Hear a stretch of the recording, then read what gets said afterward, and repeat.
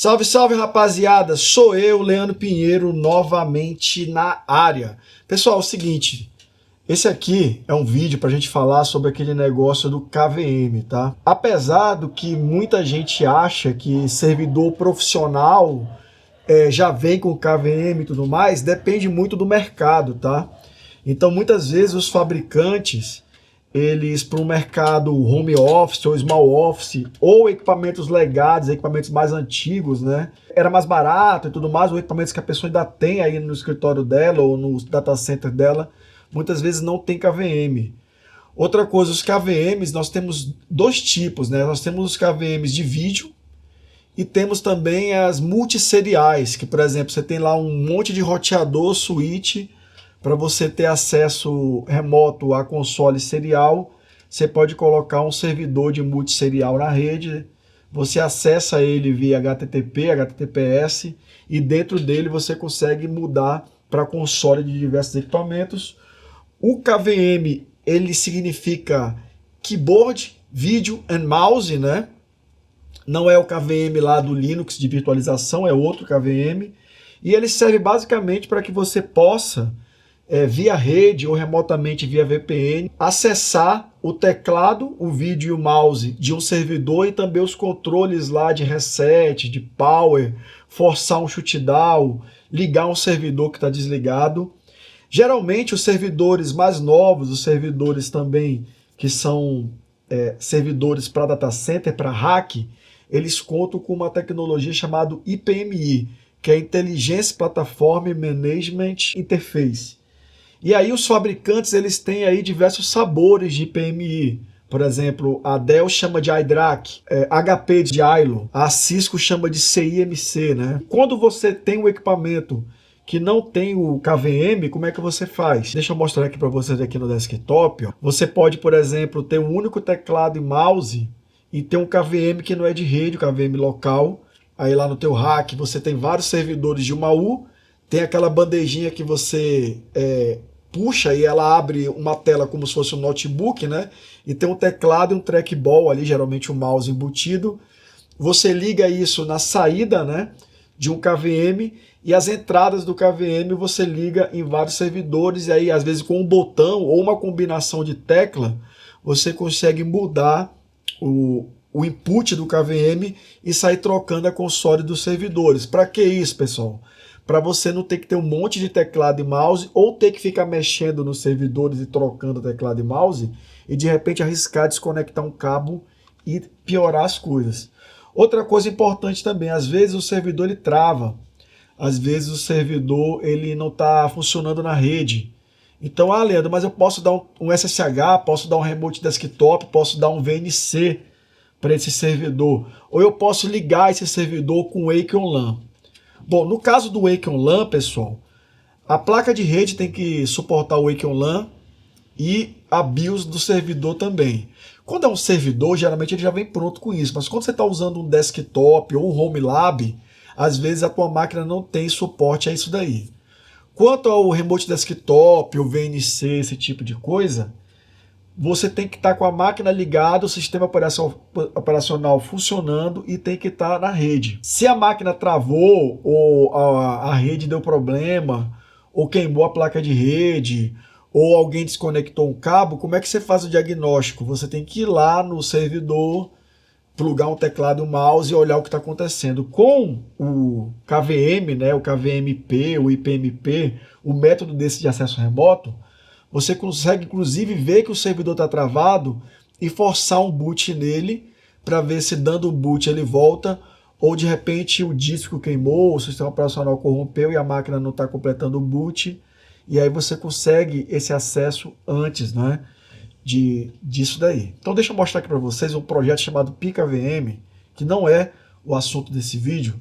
Nesse vídeo eu vou mostrar para vocês estão vendo aqui, né, eu estou com o meu servidor de home lab, né, a máquina que eu montei com a placa-mãe Machinist MR9A da China, e eu estou usando ela sem placa de vídeo e coloquei um Pi. Estou usando um adaptador USB serial com o cabo serial aqui ligado na placa-mãe, que vocês estão vendo aqui no outro ângulo da câmera, tá? E aí eu ligo esse adaptador aqui no Pi, eu imprimi na impressora 3D aqui um espelhinho para colocar o pi direto aqui. Eu estou puxando terra de um conector aqui de fan, mas eu fui meio burro, né? Porque eu poderia ter feito o que eu fiz aqui, ó. Tem um pino aqui na placa-mãe que ele tem um 5 volts eterno, que está sempre ligado. E esse 5 volts, pessoal, permite que o pi fique ligado no momento que a fonte aqui do computador estiver ligada, né? Então, se estiver energizado e o botão da fonte estiver no on, mesmo que o computador aqui esteja desligado, esse 5 volts está sempre funcionando. Então eu coloquei aqui de uma forma que eu tenho aqui os cabinhos que eu posso desconectar, né?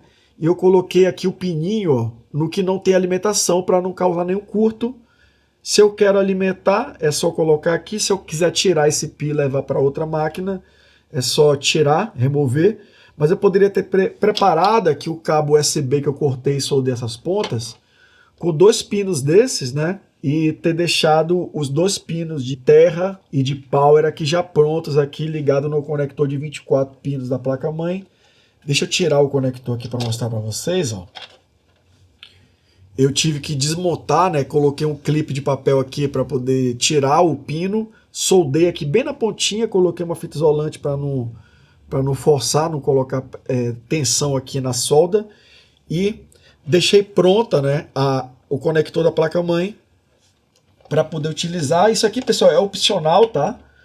Você pode optar por ter uma fonte ligada aqui na tomada e alimentar o Raspberry Pi separadamente, mas dessa forma aqui eu tenho a própria fonte do computador alimentando o Pi, e enquanto esse computador estiver ligado na tomada, o Pi vai estar funcionando. Outra coisa interessante aqui, importante, eu estou usando esse adaptador aqui Xing Ling USB serial, não é?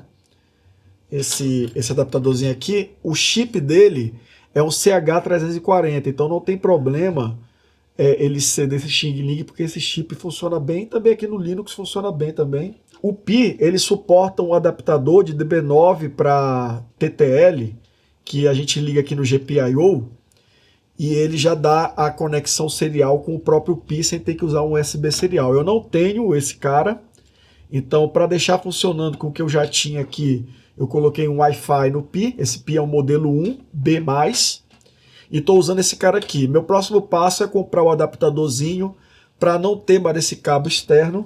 Minha placa-mãe tem um cabinho aqui, ó, que transforma a conexão da placa-mãe em DB9, e aí eu quero passar isso tudo para dentro, ligado direto no Pi aqui, e não ficar nada externo aqui, para não ficar esse monte de cabo, e também para não correr o risco de bater os cabos, desconectar, esse tipo de coisa, para quando eu precisar. Por enquanto, pessoal, para esse vídeo eu vou deixar o Pi aqui fora, para vocês verem ele funcionando. Mas antes da gente voltar aqui para o Pi, deixa eu mostrar para vocês aqui, ó. Aqui é o Pi KVM, que eu tenho aqui ligado no meu computador. Ó, se vocês olharem, eu estou controlando remotamente o teclado e o mouse. Eu estou na BIOS do meu i5. É um i5 de terceira geração, pessoal. E ele era o meu lab antigo, tá? Ele tem placa de vídeo on-board e tudo mais. E por que eu não estou usando o Pi KVM que já está pronto? Primeiro porque o Pi KVM, ele precisa do Raspberry Pi 4, o Pi 0W ou o Pi 02W, que são os 3 modelos que tem suporte.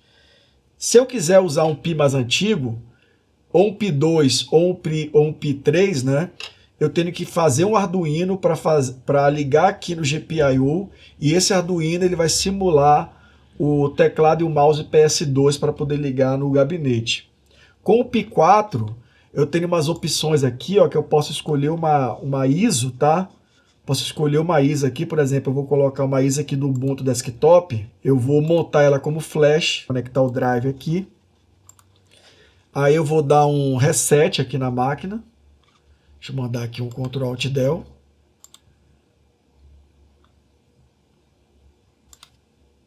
Vou apertar aqui o F12, que é o boot menu. Vou escolher aqui Pi KVM Drive UFI. Ubuntu, e ele vai carregar um Ubuntu pra gente, tá? Ou vou fazer um vídeo depois explicando aqui o Pi KVM. Uma coisa que o Pi KVM tem, se eu tivesse uma plaquinha extra, que eu também não tenho, eu poderia controlar botão de power curto, para o pressionamento do botão de power longo e reset, ó, tá? Eu poderia ter esse controle nessa placa-mãe aqui também. Mas eu não tenho, por quê, pessoal? porque eu não comprei e nem montei, né? Eu também posso montar a plaquinha adaptadora na mão. E a plaquinha adaptadora que você compra pronta, ela é legal porque ela tem um conectorzinho de rede que você pega um cabo de rede e liga numa outra ponta. Na verdade não passa rede, passa conexão pino a pino do GPIO. E aí esse cara, ele faz mais ou menos o que eu fiz aqui no meu, né? Ele controla o GPIO e simula, né? Ligando e desligando o GPIO como se você tivesse fazendo o pressionamento aqui, tá? Eu fiz uma coisa mais simples, porque se vocês olharem aqui o meu servidor, eu não tenho placa de vídeo e essa placa-mãe ela também não tem o vídeo on-board, tá? Então deixa eu pegar um cabo de força aqui, que eu vou ligar ela para vocês. Então é o seguinte, pessoal, eu peguei um cabo de força aqui, ó, tá aqui o pi, deixa eu abrir um command prompt aqui, vou colocar ele para pingar aqui, ó, ping, -t, pi console. Eu já coloquei o DNS aqui na minha rede para ele responder o IP desse pi aqui. Eu vou ligar o cabo de força, a fonte já está na posição on aqui, e vocês vão ver que se tudo der certo, ó, o pi ligou, dá para ver aí, né? E ele já está carregando, iniciando, e o computador continua desligado, tá? Aí vocês vão ver que aqui na tela ele vai começar a pingar. Pronto, ele começou a pingar, tá? O pi ele terminou de dar o boot aqui. Eu vou aproveitar, pessoal, vou ligar aqui o cabo USB serial aqui no pi. E aí o que foi que eu fiz, pessoal? Deixa eu tirar esse ping, eu vou dar um SSH aqui no meu servidor, tá? Eu configurei aqui um put, ó, para ele dar uma conexão SSH aqui no meu servidor e logar com o usuário serial. O nome do usuário é serial e eu configurei esse usuário para ele dar um telnet no loopback, né, internamente aqui dentro do pi, para um servidor chamado Certunet, que ele consegue fazer a conversão, né, das portas seriais para telnet. Como o telnet ele trafega sem criptografia, eu prefiro fazer um SSH para o pi e dentro do pi eu faço o telnet para ele mesmo, que aí eu consigo ter a criptografia. Deve ter outros jeitos de fazer, outras maneiras de resolver isso daí, mas essa foi a maneira mais prática e mais rápida que eu encontrei de resolver o problema, tá? Como esse pi, pessoal, ele é o pi 1, ele é meio lento, né? Vocês vão ver aqui que demora um pouquinho para as coisas responderem, tá? Então beleza, pessoal, agora eu vou clicar, eu estava com o IP errado, eu dei uma ajustada aqui, eu vou clicar para abrir. Aí ele está pedindo aqui o login, pessoal, do serial, né? Loguei aqui, ele demora um pouquinho para processar, vou até colocar uma top aqui no pi, ó. Vocês verem que ele tem pouquinha CPU em idle, né? Ele está usando aqui bastante da CPU. Lembrando que esse cara só tem uma CPU. Eu acho que ela é 1 GHz e ele tem 512 MB de memória. Então ele é bem limitado mesmo. Mas como vocês podem ver aqui, ó, ele logou e ele já deu um telnet para o IP 127.0.0.1, que é o loopback interno do próprio pi. E ele está esperando aqui, ó, para ter a console do Proxdesk. Aí, pessoal, outra coisa que eu fiz aqui, eu criei um comandozinho, ó, criei um script que manda uns comandos aqui para o GPIO, né? Então eu tenho o help dele, -h, que exibe o help. Se eu colocar sem nada, exibe o help também. E eu tenho o -sp, que simula o clique curto do power. Eu tenho o LP, que simula um clique demorado, que você aperta e segura por 6 segundos e solta, que é o suficiente para ele fazer um desligamento forçado, né? E tem o -R, que manda o reset. Aqui no pi, eu tenho os 3 GPIOs responsáveis por isso aqui. Um deles é Terra, um deles controla o reset, o outro controla o power. Aí eu preparei esse cabo aqui dentro, eu tenho um transistor, tá? Desses daqui, ó, o transistorzinho desse daqui. Por quê, pessoal? Porque aqui na placa-mãe é 5 volts, aqui no pi é 3. E aí esse cara aqui, o que acontece? Ele recebe aqui desse lado o positivo da placa-mãe, aqui vai para o terra do botão de power, aqui é o positivo do botão de power, e aqui no meio é o GPIO do pi, e o terra do pi também está ligado aqui no terra que vai para a placa-mãe. Então o que acontece? Quando eu coloco uma corrente para circular aqui no pino do meio, o transistor ele funciona como um botão de liga e desliga. Então se eu coloco energia para circular no meio, ele fecha um curto e deixa passar as pontas. Isso simula o pressionar do botão. Eu não inventei nada disso, tá? Isso tudo tá no Google. Esse vídeo aqui, inclusive, eu não vou mostrar os detalhes de configuração, o código-fonte do meu script, nem o esquema do botão aqui, mas isso tudo tem no Google, vocês pesquisem aí. Para os membros eu vou fazer um outro vídeo onde eu vou colocar todos esses detalhes, tá? Mas enfim, deixa eu simular aqui, pessoal, um short press. Vocês vão ver que na hora que eu der Enter, aquela câmera vai pegar o computador ligando e essa daqui também, ó. Pronto, ele ligou. Vocês devem estar ouvindo o barulho das fãs agora. E aqui nessa tela do console, ele vai aparecer aqui pra gente. Assim que o computador bipar, ele vai aparecer aqui alguma coisa no vídeo pra gente, que é a saída da serial, né?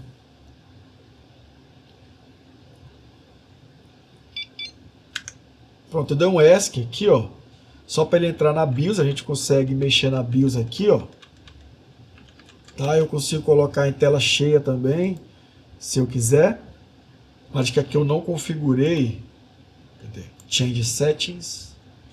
Vou configurar aqui o put para mudar a fonte. Então pronto. Ó. Então se eu diminuir, ele fica pequeno, se eu aumentar fica grande. E uma coisa interessante aqui, pessoal, é que se eu entrar no Linux, tá aqui ó, o GRUB do Linux. Como essa máquina ela tem um dual boot, né? Uma coisa que a gente não consegue fazer aqui pela serial, eu não consigo mandar um Ctrl Alt Del. Se eu tentar mandar o Ctrl Alt Del, ele dá o Ctrl Alt Del na minha máquina, não vai pela serial. Então eu não tenho como... Ih, rapaz, errei o dual boot aqui. Eu não tenho como dar um Ctrl Alt Del aqui no grupo para voltar. Só que eu posso pegar aqui o meu programinha que eu mando GPIO e dar um "-R" nele, ó. E ele vai mandar um reset. A placa-mãe demora um pouquinho para resetar. Só que ela vai resetar. Eu vou apertar F7 aqui no teclado. E aí eu vou entrar no boot menu da BIOS. E vou escolher para dar, em vez de dar o boot no Proxmox, eu vou dar um boot no Ubuntu Server, que tem o meu Pinet Lab, né? Pronto, ó. Ele deu aqui o sinalzinho. Opa. Errei, pessoal. Perdi aqui o time, né, do reset, porque eu tenho que estar com essa janela ativa aqui para funcionar. Pronto, ele apitou, deu F7 aqui, ele foi para o boot menu, ó, e aí eu posso escolher aqui, pessoal, entrar no Ubuntu, né? Então tá aqui, ó, Ubuntu, né? Esse Ubuntu aqui é o Ubuntu do meu Pinet Lab. Aí, eu não quero ir para o Ubuntu, eu quero ir para o Proxmox mesmo. Eu dou um outro reset aqui e deixo o boot prosseguir normal. Então, como eu tenho dual boot nessa máquina, eu preciso ver o que está acontecendo na tela para poder escolher qual é o menu de boot. Se o sistema carregar e eu não conseguir acessar ele pela rede, aqui pela serial eu consigo logar no Linux e verificar se pegou IP, se carregou a placa de vídeo correta, se ele, por exemplo, não parou. E aí com o Wake On LAN eu consigo só ligar a máquina, mas eu não consigo ver o que está acontecendo nem escolher qual o sistema que eu estou usando, entendeu? Por isso que o Wake On LAN, apesar de funcionar, para o meu caso, ele não resolve o meu problema. Aí você fala, por que você não compra um servidor de verdade, você compra um Dell usado, não sei o quê. Pessoal, vocês estão vendo o nível de barulho dessa máquina? Tá aqui, ó, o nível de barulho da máquina é esse. Se eu tivesse um Dell aqui, eu não conseguiria gravar esse vídeo. E o meu rack fica aqui no meu escritório. Eu não tenho uma outra sala para colocar o rack. Fica no meu estúdio. Então eu não posso ter uma máquina barulhenta. Fora que um Dell usado, um HP usado, um IBM usado, um Lenovo usado, um servidor mesmo, além de ser barulhento, ele consome muito mais energia do que essa máquina que eu montei, que já consome uma energia razoável, fica em torno ali de 90 e poucos watts em idle, né? E se tiver totalmente full vai para 136 watts. O Pi, ele acrescenta mais 2 watts e meio.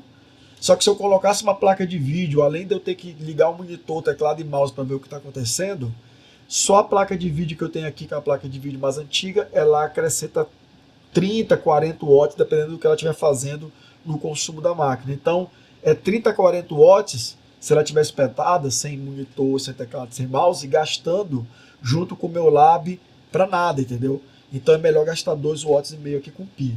Como eu estava falando para vocês, aqui ó, eu consigo logar no Proxmox, aqui pela serial. Eu fiz uma configuração, você já deve ter visto no vídeo passado, como é que eu configurei aqui meu Proxmox para redirecionar a saída para serial.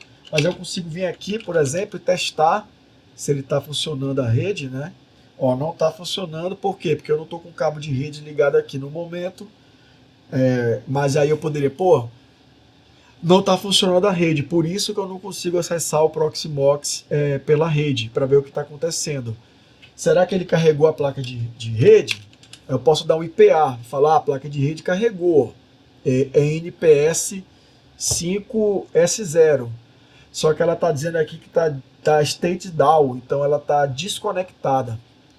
Aí beleza, aí eu posso pedir para alguém verificar se o cabo de rede está ligado, mas eu já fiz o diagnóstico. Se eu não tivesse o cabo de rede plugado aqui, porque sei lá, alguém bateu o pé, desligou, ou danificou a placa, alguma coisa, nem dar o Wake on LAN eu ia conseguir, com isso aqui eu consigo, tá? E a ideia é que esse espelhinho ele fique ligado na PCI. Eu vou montar aqui, vou dar um pulo no vídeo para vocês entenderem como é que fica, né? Beleza, pessoal, eu montei aqui, ó. Aí qual é o grande problema disso aqui, né? A grande dificuldade disso aqui. Para o meu uso, eu coloquei Wi-Fi para não ter que ligar mais um cabo de rede, mas eu poderia ligar via cabo de rede que funciona normal. Eu já tinha esse dongle Wi-Fi que estava ali na gaveta que eu não uso para nada. Então eu decidi deixar ele via Wi-Fi. A velocidade do Wi-Fi ela é suficiente para mim, né? Então eu consigo acessar aqui o servidor, ligar, desligar, fazer tudo que eu preciso, ver a console. Alguns sistemas operacionais dá para instalar, inclusive, sem a placa de vídeo, né? O Proxmox não dá, mas você pode colocar uma placa de vídeo, instalar ele, depois remover a placa e utilizar assim. Se você instalar um Debian, ele tem a instalação sem placa de vídeo via serial, e depois você pode instalar o repositório Proxmox em cima do Debian, é uma solução também. O TrueNAS ele instala sem vídeo, só pela serial, o pfSense também. Então tem alguns sistemas que dá para você instalar até sem a placa de vídeo aqui, tá? Ele é mais limitado que o PiKVM, é mais limitado que o PiKVM. Mas ele é muito mais barato do que um KVM de verdade. Se a gente for olhar aqui, ó, no AliExpress, olha os preços dos KVMs, tá? Esses KVMs aqui, pessoal, eles não são IP. São KVMs que você precisa estar presencialmente, né, com o teclado e o mouse ligado e apertar o botão, tá? Um KVM-P para data center, como esse aqui da Avocent, que é um dos líderes de KVM e de servidor multisserial, ó, aqui no eBay, ó, é caro pra caramba, entendeu? Esse aqui veio do Reino Unido, já tem mais o frete e tal. Então eu já instalei os Avocents em data center, porque é o seguinte, eu fico bem chateado, porque se esse negócio aqui não é um negócio interessante, bacana, principalmente para você colocar no Home Lab, né? E o cara vem falar que eu sou limitado, que eu sou burro, que eu fico fazendo merda em cliente, que eu tô tentando bolar um jeito de limpar minhas merdas. Olha, eu tô usando isso aqui na minha casa, gente, tá? Tô usando isso aqui pro meu Home Lab. Eu não tô colocando isso aqui em cliente. Poderia colocar porque iria funcionar. Mas tem soluções aqui com segurança, integração com AD, vários níveis aí de segurança próprio para data center, que são essas soluções da Avocent aqui, entendeu?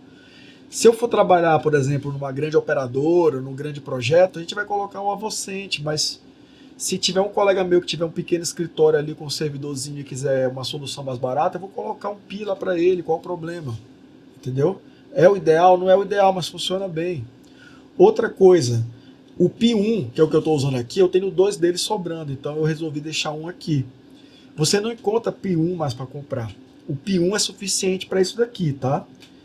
Lá no Mercado Livre eu achei um cara vendendo o Pi 1 por R$247, que foi o mais barato, e tinha gente vendendo o Pi 1 modelo B+, que é esse daqui, por R$900. Então o mais barato que você vai encontrar é um Raspberry Pi 3B. Tem o B+, também, que é um pouco mais caro. Qual é a diferença? O B+, é o mesmo, só que ele vem com Bluetooth e Wi-Fi na placa-mãe, e ele tem um clock um pouquinho maior. O Pi3B sem o mais, o B normal, ele não tem Bluetooth Wi-Fi e ele tem um clock um pouquinho mais baixo. Para isso aqui, pessoal, é tiro de canhão um Pi3 desses, tá? Qualquer dos dois. Se você não precisa do Wi-Fi, compra o mais barato e liga um cabo de rede aqui nele e funciona. Dá para usar aquele adaptador que eu falei para vocês, ó, que é esse aqui. Esse adaptador aqui, ó, TTL para DB9, tá? Basta você ter o cabinho do ponte fêmea-fêmea para ligar aqui e na placa-mãe do Pi.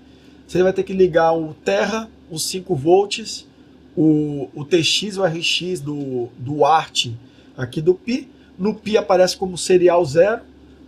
Tá?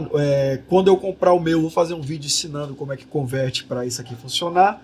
E aí, parafusa aqui na traseira do Pi, cola com dupla face, e aí você internaliza esses cabos aqui que eu estou usando para dentro do gabinete, para não ficar feio assim, né? Isso dá para fazer no 3B, no 3B Max também, dá para colocar um 4 também, entendeu? Só que o Pi 4, pessoal, é mais de R$1.000. Para isso aqui eu acho que não vale a pena, entendeu? Você gastar R$1.000, pra vocês terem ideia, essa placa-mãe, o processador e a memória que eu comprei, eu paguei 900 e poucos reais, entendeu? Foi mais barato do que um Pi. Eu aproveitei cooler, aproveitei fonte, aproveitei gabinete e SSD. Mas o resto que eu comprei foi mais caro, foi mais barato do que um Pi 4. O Pi KVM, ele por padrão, ele só gerencia uma máquina. Só que ele tem um esquema que você pode fazer, que você pode ligar o Pi KVM, um desses KVMs aqui, ó, que tem USB. Então tem uns KVMs desse aqui que tem múltiplas portas, né?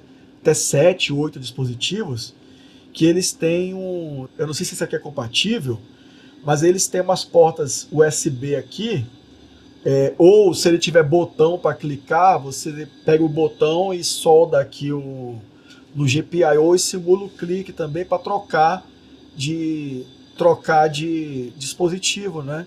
Pelo próprio PKVM. E aí você usa um PKVM, aí você muda o arquivo de configuração, vai aparecer aqui um KVM switch aqui, você vai ter um menuzinho para escolher porta 1, porta 2, porta 3, porta 4, você clica, aí ele troca o teclado e o mouse e o vídeo para o outro cara. Só não dá para ter o controle ATX de todas as máquinas, mas para você ter teclado, mouse e vídeo pela rede, maravilhoso, entendeu? E é isso, né, pessoal? Esse aqui é o famoso Pi controlando a minha placa-mãe da Maquinist X99. Espero que esse vídeo tenha sido interessante. E aí, agora eu vou gravar na sequência aqui um vídeo para os membros, né? Onde eu vou dar uns detalhes técnicos das configurações que eu tive que fazer aqui no meu Pi para funcionar legal, beleza? Valeu!